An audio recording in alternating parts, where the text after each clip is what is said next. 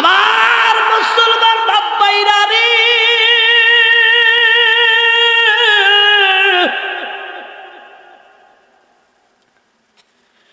গভীর মনোযোগ দিয়া শুনবেন, কোন দিক নজর দিবেন না, কোন দিক খেয়াল করবেন না। এবার বলবেন হুজুর এটা কেমন কথা বললেন? ও হুজুর এটার কোনো আরো প্রমাণ আছে কিনা? এটার আরো অনেক প্রমাণ আছে।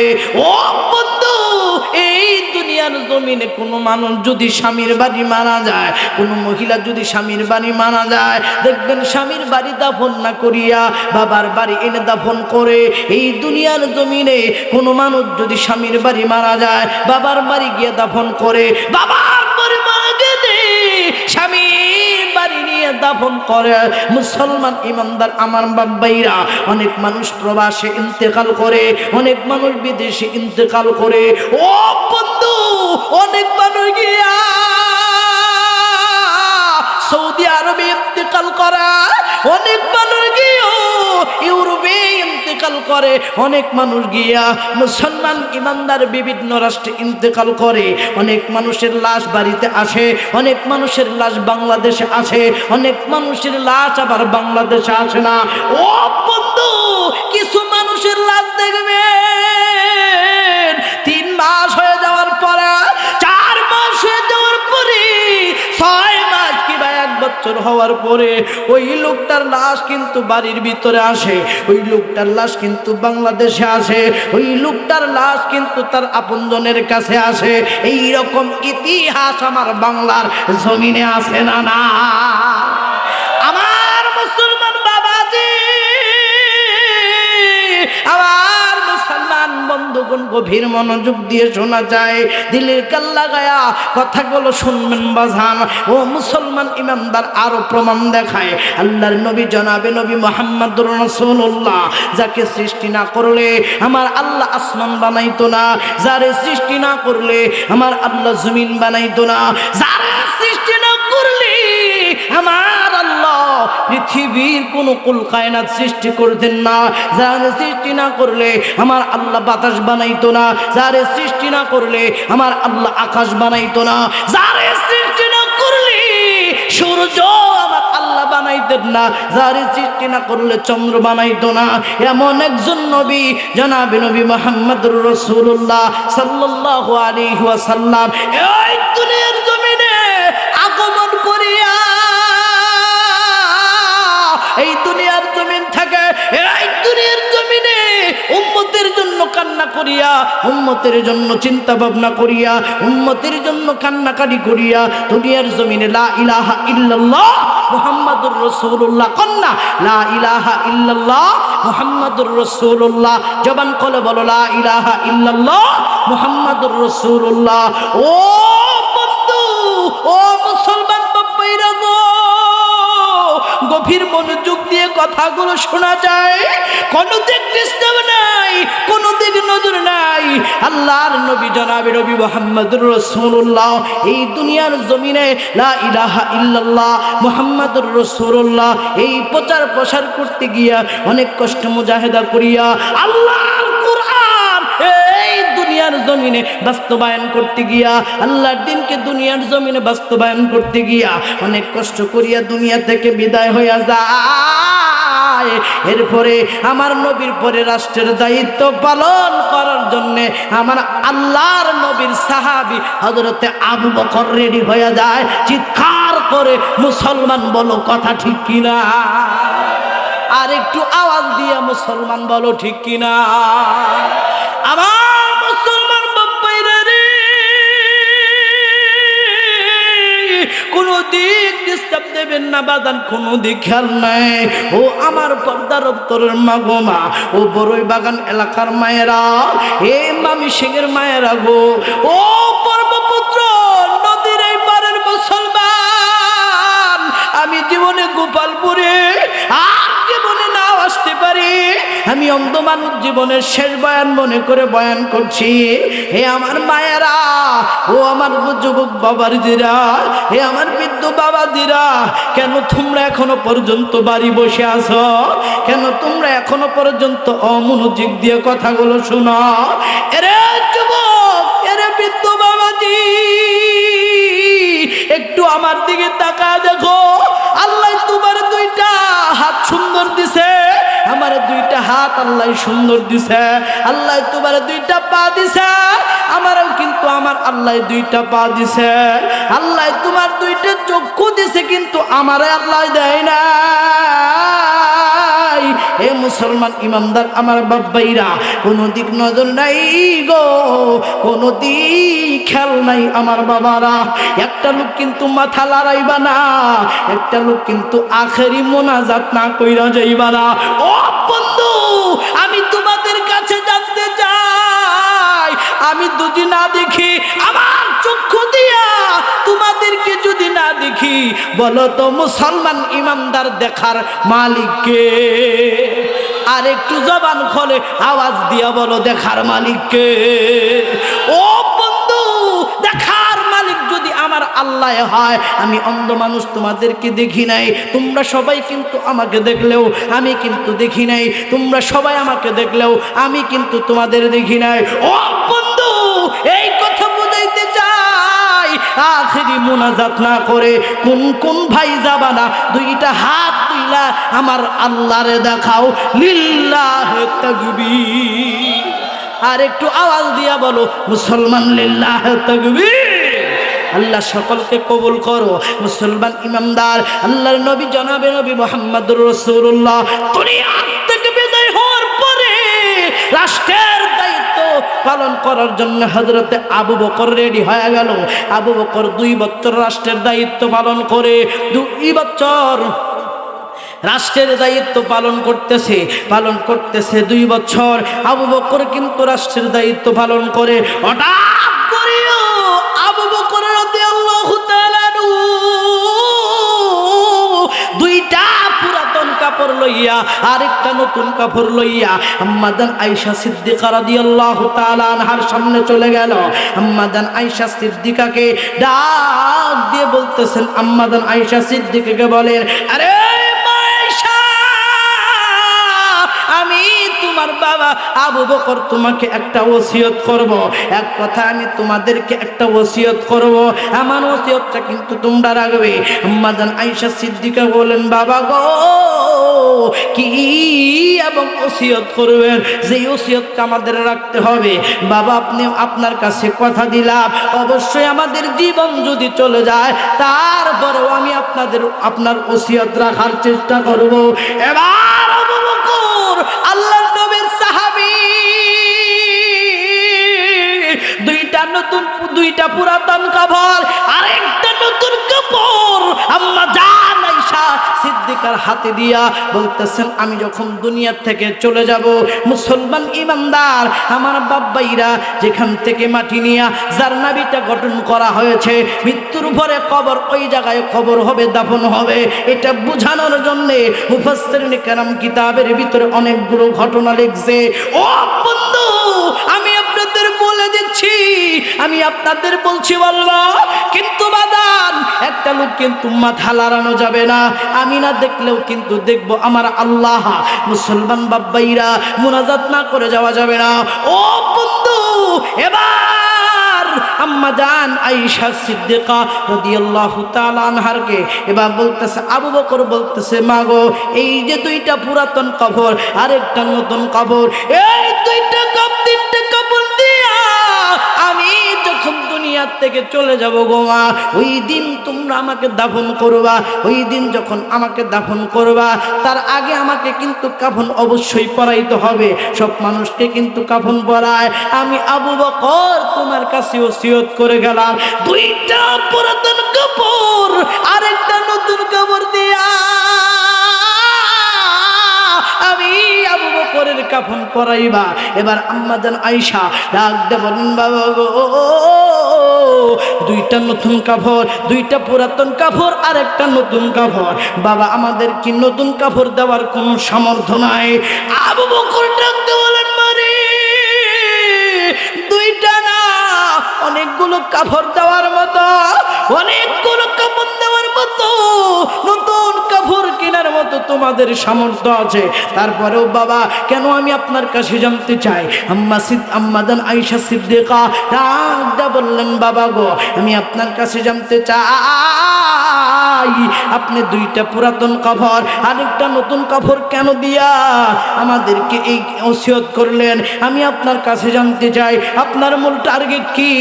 কি কারণে আপনি একটা নতুন কাপড় আর দুইটা পুরাতন কাপড় নিয়ে দুনিয়া থেকে চলে যেতে চান?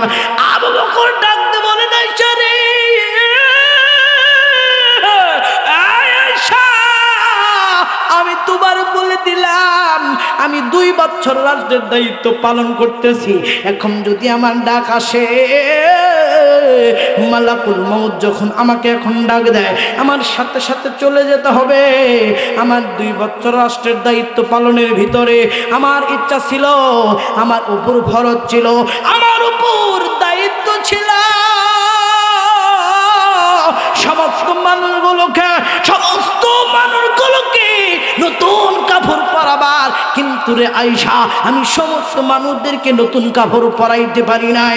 ও আয়েশা, দুনিয়ার থেকে যখন বিদায় হইব, দুনিয়ার থেকে যখন চলিয়া যাইব, দুনিয়ার থেকে বিদায় হয়ে আল্লাহর কাছে যখন হাজির হব, আল্লাহ যখন ডাক দে বলবে, আবু বকর, 2 বছর রাষ্ট্রের দায়িত্ব পালন করছো, সমস্ত মানুষকে কি নতুন কাপড় পরাইছো? আমি আবু বকর, আল্লাহর নবীর সাহাবী,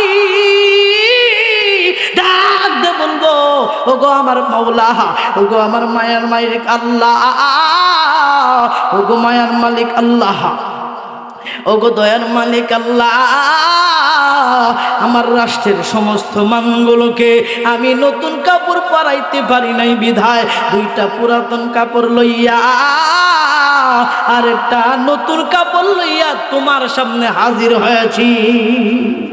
আমার মুসলমান বাবাজি, আম্মাজান আয়েশা সিদ্দিকা রাদিয়াল্লাহু তাআলা আনহা ডাক দিয়ে বলেন, বাবা গো,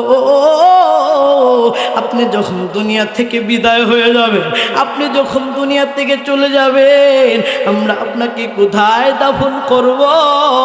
একটু আমাদেরকে যদি বলতেন। আবু বকর ডাক দিয়ে বলেন, এর আয়েশা, আমাকে কোথায় দাফন করবে আমি জানি না, আমাকে কোথায় দাফন করবে, কোথায় আমার জায়গা, কোন মাটি আমার জন্য নির্ধারিত, আমি আবু বকর কিন্তু জানি না। এরে যুবক বাবাজি, এরে বিদ্যু বাপ, একটু দেখো একটা পোড়া চোখের পানি ফালাইতে পারো কিনা। ও বাবা, আজকের এই মাহফিল আমার আল্লাহ কবুল করবে। আমার মনে হয় আমি এই মাহফিলের ভিতরে গুনাহগার থাকতে পারি, তুমি এই মাহফিলের ভিতরে গুনাহগার থাকতে পারো। আজকের এই মাদ্রাসা, রহমানিয়া মাদ্রাসা, এই মহিলা মাদ্রাসা, ও বন্ধু, এই মাদ্রাসার মাহফিল আমার মনে হয় আমার আল্লাহ কবুল কইরা নেবে। না হইলে তো আমার আল্লাহ এই ঘটনাটা আমার মাথার ভিতরে কেন ঢাইলা দিল? ও বন্ধু, ওয়াজ করার জন্য নিয়ত করছিলাম একটা, আল্লাহ পরিবর্তন করে দিলেন আরেকটা। ও বন্ধু, তুমি গুনাহগার থাকতে পারো, আমি গুনাহগার থাকতে পারি, তুমি গুনাহগার থাকতে পারো, আমি কিন্তু গুনাহগার থাকতে পারি। এই মজলিসের ভিতরে এমন একজন আল্লাহর বান্দা বসিয়া আছে, তার জন্য আমার আল্লাহ আজকের এই মুনাজাত কবুল করবে, এই মাদ্রাসা কবুল কইরা নেবে। আমার কেমন জানি মনে হচ্ছে আল্লাহ এই মাদ্রাসার প্রতি সকিনা নাজিল করবে, আল্লাহ এলাকার উপরে আমার আল্লাহ রহমত নাজিল করবে। জোরে একবার ডাক দাও না আল্লাহ, একটু মহাব্বত করিয়া ডাক দেস না বাবা আল্লাহ, আর একটু জবান খোলে ডাক দেস না বাবা আল্লাহ। এরে বন্ধু, এবার আম্মাজান আয়েশা সিদ্দিকা রাদিয়াল্লাহু তাআলা আনহা ডাকতে বললেন, বাবা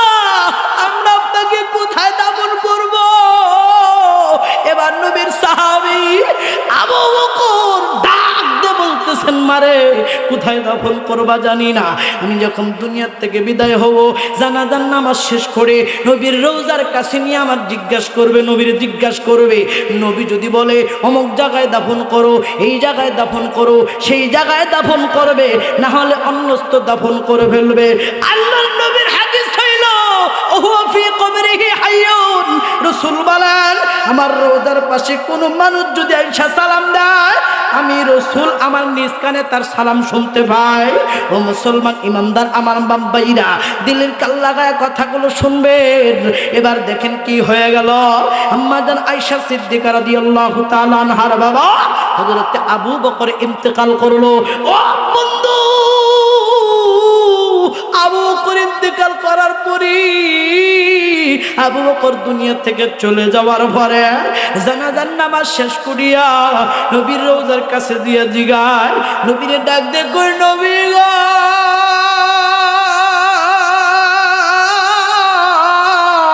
ইয়া রাসূলুল্লাহ, ইয়া হাবিবাল্লাহ, ও নবী আপনার হিজরতের সাথী, ও নবী আপনার হিজরতের সাথে আপনার শ্রদ্ধেয় শ্বশুর, ও নবী আপনার হিজরতের সাথে আবু বকর কোথায় দাফন করব, আপনার শ্রদ্ধেয় শ্বশুরকে কোথায় দাফন করব? সাহাবাই কেরাম হযরত আলী হযরত ওমর বলে, আমরা আমার নিজ কান দিয়ে শুনতে পেলাম আল্লাহর নবী ডাক দিয়ে বলতেছে, আরে ওমর, এরে আলী, আমার বন্ধু, আমার দোস্ত, আমার শ্রদ্ধেয় শ্বশুর যেহেতু আমার হিজরতের সাথী ছিল, যেহেতু আমার হিজরতের সাথী ছিল, আমার আবু বকরকে আমার পাশে শোয়াইয়া দাও। আবু বকর শুধু আমার হিজরতের সাথী না, আবু বকর হইল আমার জান্নাতের সাথী। চিৎকার করে মুসলমান বলো সুবহানাল্লাহ। আমার মুসলমান বাবাজি, আমার মুসলমান বন্ধুগণ, আমার বাবাইরা, হযরত আবু বকর আর নবী কিন্তু একসাথে শুয়ে পড়লো, পাশাপাশি শুয়ে পড়লো। এরপরে রাষ্ট্রের দায়িত্ব পালন করলো হযরত ওমর। কথা বলেন মুসলমান ঠিক কিনা? একটু আওয়াজ দিয়ে মুসলমান বলো ঠিক কিনা? ও বন্ধু, যে ওমর আল্লাহর নবীকে মারার জন্য নিজের হাতে তরবারি তুলে নিয়েছিলেন, আল্লাহ কবুল করিয়া তার ইসলামের দিকে ধাপিত করছে, আমার আল্লাহ তার ইসলামের জয়লাভ করা দিছে, তার ভিতরে, তার কপালের ভিতরে আমার আল্লাহ জান্নাতের সার্টিফিকেট দিয়ে দিছে। হযরত ওমরের ইসলাম গ্রহণের ইতিহাস ইউটিউবের ভিতরে ঢুইকা আসাদুল ইসলাম গোপালপুরি লেখা সার্চ করলে হযরত ওমরের ইসলাম গ্রহণের ইতিহাস বলতে অনেক বয়ান আছে। মুসলমান ইমানদার কোনোদিন যদি সুযোগ হয় হযরত ওমরের ইসলাম গ্রহণের ইতিহাসটা আমি আপনাদেরকে বলে দেব। কিন্তু মুসলমান ইমানদার, এরপরে মুসলমান বাব্বাইরা রে, আমার কথা কিন্তু ওই দিক না, আমার কথা হইল ওই দিক যেই জায়গা থেকে মাটি নিয়া যার নাভিটা গঠন করা হয়েছে, মৃত্যুর পরে ওই জায়গায় কবর হবে, ওই জায়গায় দাফন হবে।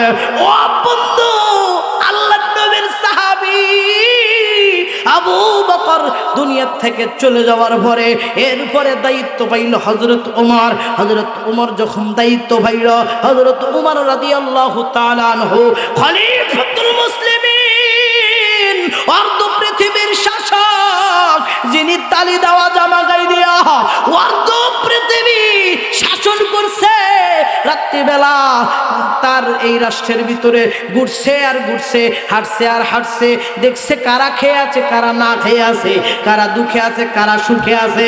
কথা বলো মুসলমান ঠিক কিনা? ও বন্ধু, কোনো দিক নজর নাই, কোনো দিক খেয়াল নাই। ও মুসলমান ইমানদার, কোনো দিক খেয়াল নাই, কোনো দিক নজর নাই। বাহিরে যারা কথা বলতেছো বাপ, একটু ধৈর্য সহকারে বসো, আমার কিন্তু আলোচনার মূল নষ্ট হয়ে যাইতেছে। প্লিজ বাজান, আমি তোমাদের পায়া দইরা বলে, প্লিজ বাজান তোমাদের হাতে দইরা বলে, এ বাবা, তুমি আল্লাহর ওলি না থাকলেও, আমি আল্লাহর ওলি না থাকলে, একজন আল্লাহর ওলি কিন্তু এই ময়দানে বৈশা আছে। অতএব মুসলমান গন্ডগোল করা যাবে না, অতএব মুসলমান মাহফিলের পরিবেশ নষ্ট করা যাবে না। ও বন্ধু, আল্লাহর নবীর সাহাবী হযরত উমর যখন রাষ্ট্রের দায়িত্ব পালন করে, তৎকালীন সময়ে রোম আর পারস্য ছিল শক্তিশালী। রোম আর পারস্যর কথাটা অনেক উলামায়ে কেরামের কাছ থেকে আপনারা শুনেছেন। ও বন্ধু, রোম আর পারস্য দুইটা রাষ্ট্রের সরকার মিলিয়া সিদ্ধান্ত করলো, দুইটা রাষ্ট্রের সরকার একসাথে বসিয়া এরা পরামর্শ চালায়া দিল, মিটিং চালায়া দিল। দুইটা রাষ্ট্র, একটা রাষ্ট্রের সরকার আর একটা রাষ্ট্রের সরকার, রোম আর পারস্য দুইটা রাষ্ট্রের সরকার এক হইয়া, দুইটা রাষ্ট্রের সরকার দুইটা রাষ্ট্রের লিডার এক হইয়া মিটিং শুরু করলো। ও মুসলমান বাবাইরা, এরা মিটিং এর ভিতরে সিদ্ধান্ত করলো আব্দুল্লাহর বেটা মুহাম্মদ এর সাহাবী হযরত উমরুল মুমিনিন, হযরত উমর খলিফা, উমরুল মুমিনিন খলিফাতুল মুসলিমিন, আব্দুল্লাহর বেটা মুহাম্মাদের খলিফা, আব্দুল্লাহর বেটা মুহাম্মাদের সাহাবী উমর রে যে হত্যা করতে পারবো আমি। রোম আর পারস্য সরকার এইভাবে বলতেছে, রোম আর পারস্য সরকার বলতেছে আব্দুল্লাহর বেটা মুহাম্মাদের সাহাবী উমরকে যে হত্যা করতে পারবো আমি বলে দিলাম। তাই রোম আর পারস্যর মাঝখানে যে জায়গাটা আছে, ওই জায়গাটা এরকম খালি জায়গা, ওই জায়গাটা ভরাট করে ওই জায়গার ভিতরে মানুষজন বসতি বানাইয়া একটা রাষ্ট্র বানাইয়া ওই রাষ্ট্রটা ওই ব্যক্তিকে দেওয়া হবে, ওই রাষ্ট্রের সরকার বানায় দেওয়া হবে, ওই রাষ্ট্রের লিডার ওনাকে বানায় দেওয়া হবে, যেই বেটা খলিফাতুল মুসলিমিন হযরত উমরের কল্লা এনে আমাদের সামনে হাজির কইরা দিতে পারবে। আমার মুসলমান, আমার বন্ধুগণ, আরে মুসলমান বন্ধু, হযরত উমর এমন একজন নেতা ছিল যেই নেতার সাথে কোনো এরকম খাদেম ছিল না, যেই নেতার কাছে কোনো র‍্যাব ছিল না, যেই নেতার কাছে কোনো এরকম মুসলমান বিডিআর ছিল না, যেই নেতার কাছে কোনো সময় কোনো সিকিউরিটি ছিল না। ও বন্ধু, হযরত উমর একা একাই ঘোরাফেরা করত। হযরত উমরকে দেখা শয়তান পর্যন্ত ওই রাস্তায় যাইত না। হযরত উমর এমন একজন পাওয়ারফুল নেতা। এবার রোম আর পারস্য মিলা যখন চুক্তি করলো, মিলা যখন বৈঠক করলো, একটা যুবক দাঁড়ায় গেল, একটা যুবক টাস করে দাঁড়ায় গেল, লাফ দিয়া দাঁড়ায় গেল। যুবক ডাক দিয়ে বলতেছে আমি পারবো। মুহাম্মাদের সাহাবী আব্দুল্লাহর বেটা মুহাম্মদ, নবীর সাহাবী হযরত উমরের কল্লাটা আপনাদের সামনে হাজির করতে। কিন্তু এবার রোম আর পারস্যর সরকার দুইজন নেতা ডাক দিয়ে বলতেছে যুবক, তুমি যদি উমরের কল্লা আনতে চাও তাহলে তোমাকে 1 নাম্বার কাজ করতে হবে, এই পরিমাণ শক্তি তোমার লাগবে, এই পরিমাণ শক্তি তোমাকে রাখতে হবে, 100 সৈন্যের মোকাবেলা করতে হবে। বলেন হ্যাঁ, আমি 100 সৈন্যের মোকাবেলা করতে পারি। যাও দায়িত্ব দিয়ে দিলাম, কিভাবে যাইবা? এবার বলতেছেন আমি ওইভাবে যাইব যেইভাবে যাওয়ার জন্য আমি সহজ হব, আমি নিজেকে সহজ করে নিতে পারবো, আমি ওইভাবেই ওই জায়গার ভিতরে ঢুকবো। এবার মুসলমান ইমানদার আমার বাবাইরা, ওই যুবক চিন্তা করলাম মাদিনার ভিতরে যদি আমি ঢুকি তাহলে তো আমি মুসলমান হয়ে ঢুকতে হবে, আমি মুসলমান অমুসলমান হয়ে, আমি অমুসলিম হয়ে মাদিনার ভিতরে ঢুকতে পারবো না। যেহেতু সাহাবায়ে কেরামরা সজাগ, উমরের সাথীরা সজাগ, নবীর সাহাবীরা সজাগ, এই জন্য আমাকে কি করতে হবে? আমাকে মুসলমান নাম নিয়া ওই মাদিনার ভিতরে ঢুকতে হবে। আমার বন্ধু রোম আর পারস্যের যুক্তি শুনিয়া, রোম আর পারস্যের শক্তি নিয়া এবার মুসলমান ইমানদার যুবকটা এরকম কালেমা পড়তে যায়, লা ইলাহা আকল্লা, লা ইলাহা ইল্লাল্লাহ, জোরে সুবহানাল্লাহ, আলহামদুলিল্লাহ, লা ইলাহা ইল্লাল্লাহ, জোরে সুবহানাল্লাহ। লা ইলাহা, হায়রে আসমানে আল্লাহ জমিনে আল্লাহ, আসমানে আল্লাহ জমিনে আল্লাহ, লা ইলাহা ইল্লাল্লাহ, লা ইলাহা, জোরে লা ইলাহা জোরে লা ইলাহা ইল্লাল্লাহ, জোরে সুবহানাল্লাহ আলহামদুলিল্লাহ, লা ইলাহা, জোরে সুবহানাল্লাহ আলহামদুলিল্লাহ, লা ইলাহা, লা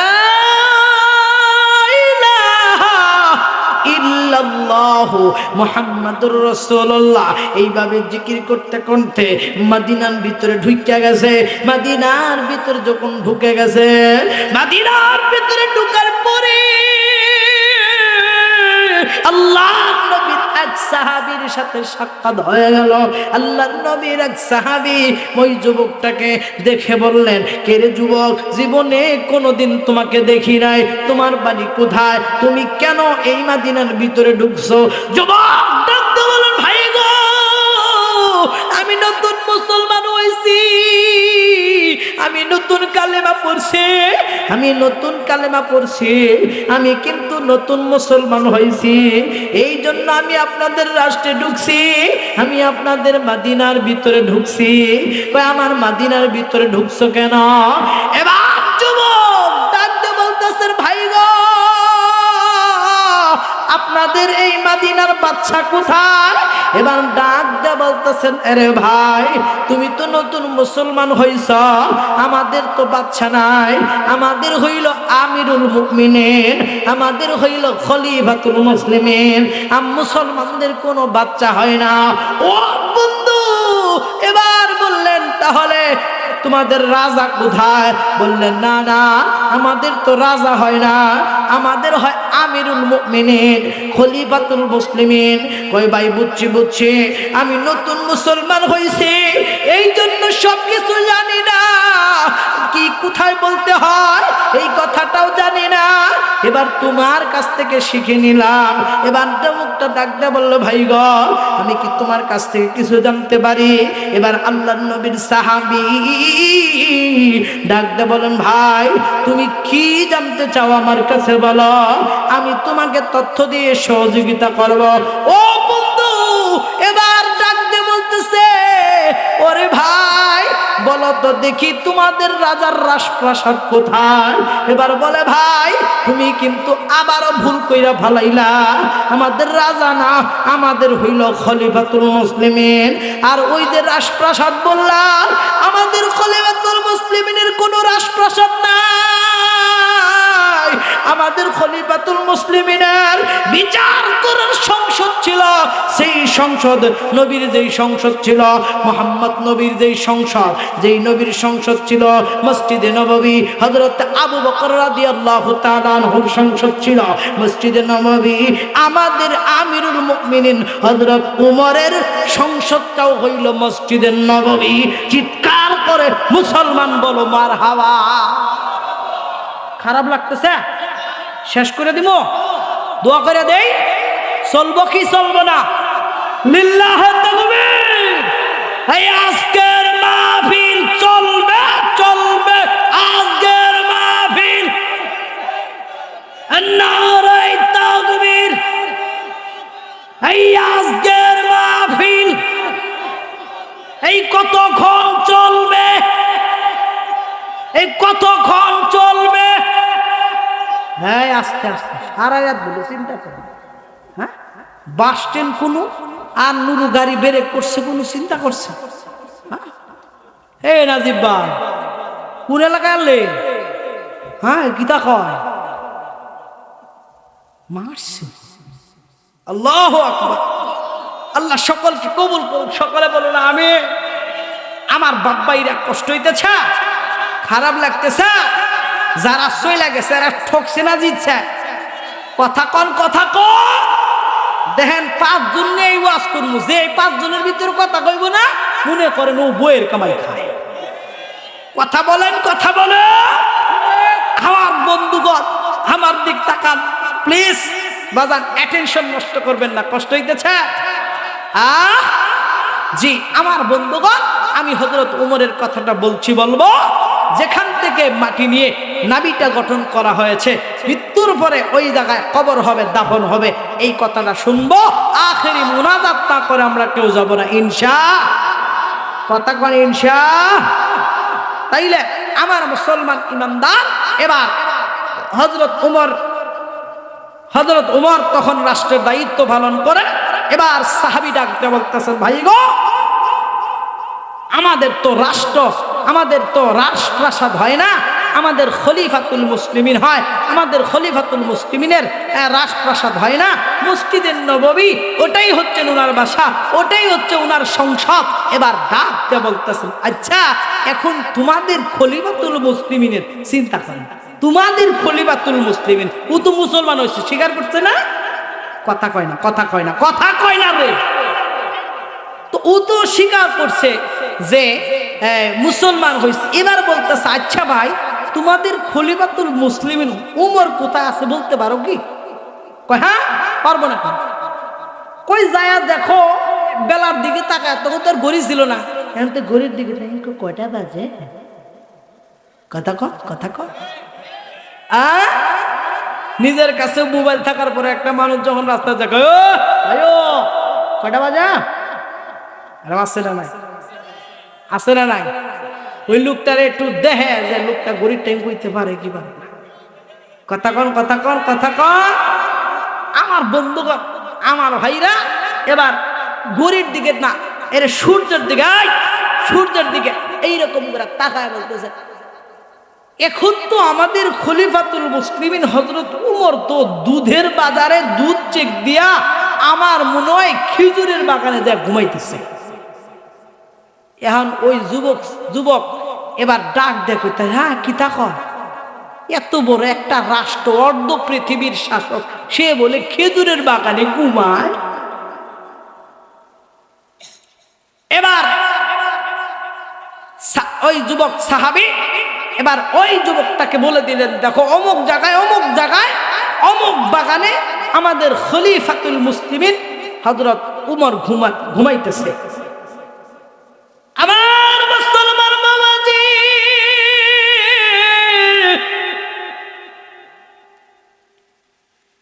আমার মুসলমান বন্ধুগণ, কোনো দিক নজর নাই, কোনো দিক খেয়াল নাই, গভীর মনোযোগ দিয়ে কথাগুলো শোনা যায়।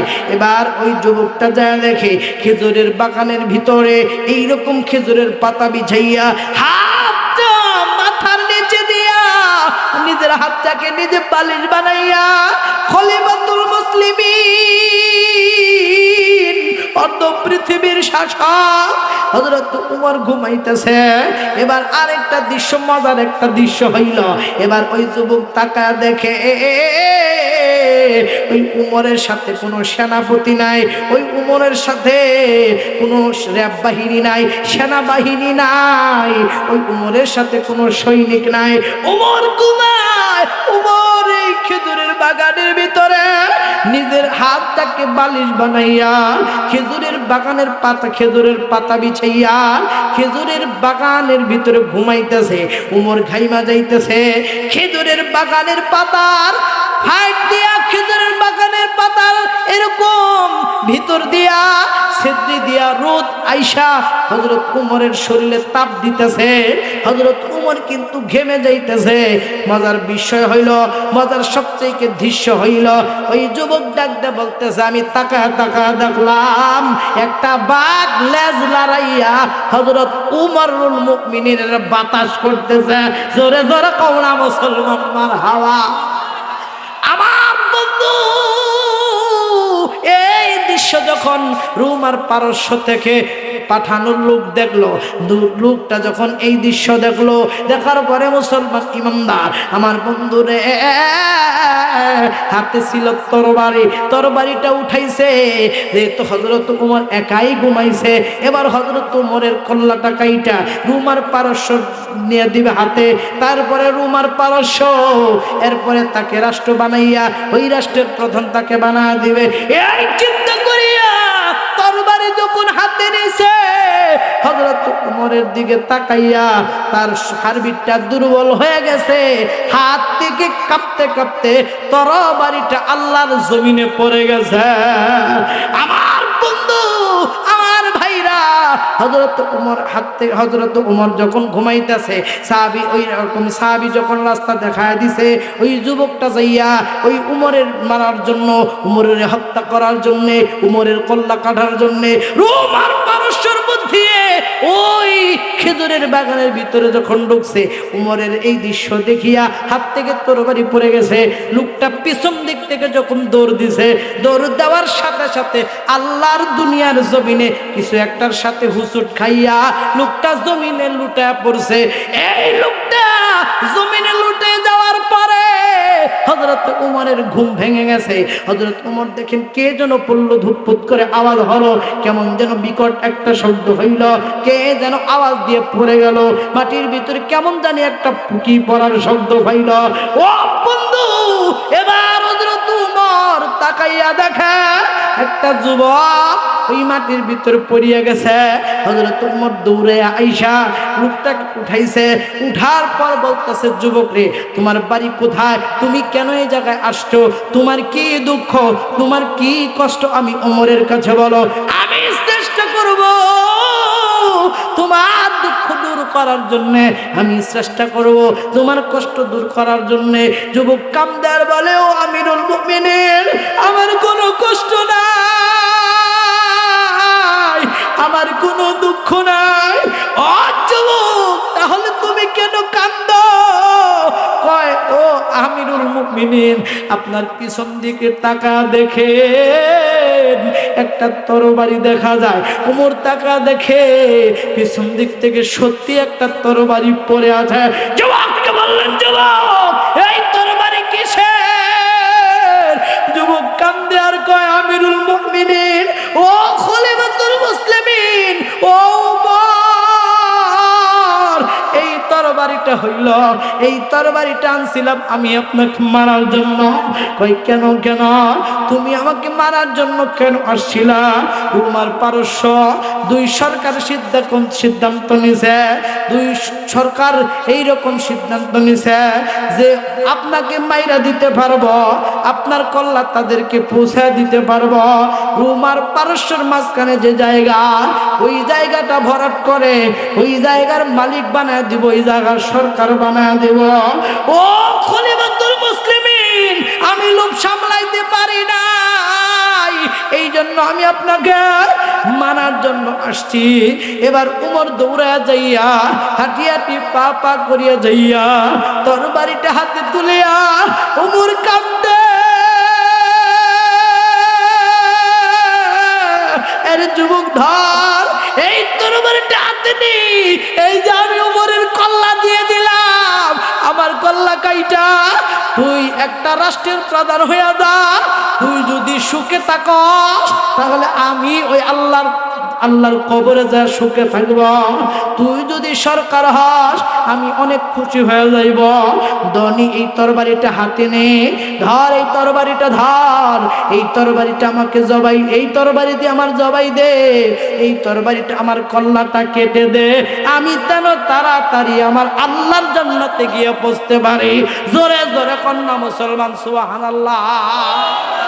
যুবকটা কান্দে আর বলে, ও আমিরুল মুমিনিন, ও খলিফাতুল মুসলিমিন, আমি আপনাকে বলি, আমি শুধু এই কাজই করি নাই, আমি আরেকটা কাজ করছি। আমি ভুয়া মুসলমান দাবি কইরা আমি আপনার এই মদিনার ভিতরে ঢুকছি। ও আমিরুল মুমিনিন, আমি আইসা যে দৃশ্যটা দেখছি আমার কাছে বড় ভালো লাগছে, আমার কাছে বড় মজা লাগছে। কি দৃশ্য দেখলে যুবক? কিসের জন্য তোর ভালো লাগলো?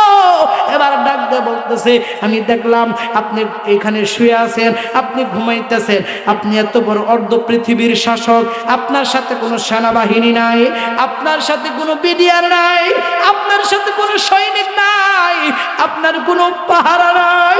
ও ভাইয়া, এই কথা শুনিয়া হযরত ওমর কান্দে আর কয়, এর যুবক, আমার পাহারা দুনিয়ার মানুষ দেওয়া লাগে না, আমার পাহারাদার হইল একমাত্র আমার আল্লাহ।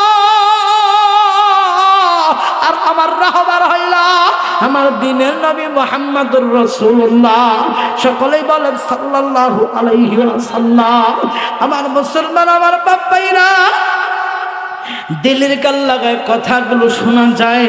এবার যুবকটা ডাকতে বলেন, ও আমিরুল মুমিনিন, আর আমি ভুয়া মুসলমান থাকতে চাই না। এই যে তরবারি দিয়ে দিলাম, আমি আপনার হাতে হাত রেখে কালেমা তৈবা পড়ে মুসলমান হইতে চাই। জোরে জোরে কন্যা মুসলমান সুবহানাল্লাহ। আমার বন্ধুরে, এরপরে যুবকটা চলে গেল। উমরকে হত্যা করতে পারলেন না, লম্বা ঘটনা। উমরকে হত্যা করলেন এক অগ্নিপূজক। নামাজের ভিতর থেকে পিছন দিক থেকে খঞ্জর মেরে তরবারির আঘাত করে হযরত উমরকে হত্যা করলেন। নামাজের অবস্থায় হযরত উমর দুনিয়া থেকে বিদায় হয়ে যাবেন। লম্বা ঘটনা। এইভাবে যদি বলি সারা রাত্রি বললেও শেষ হবে না।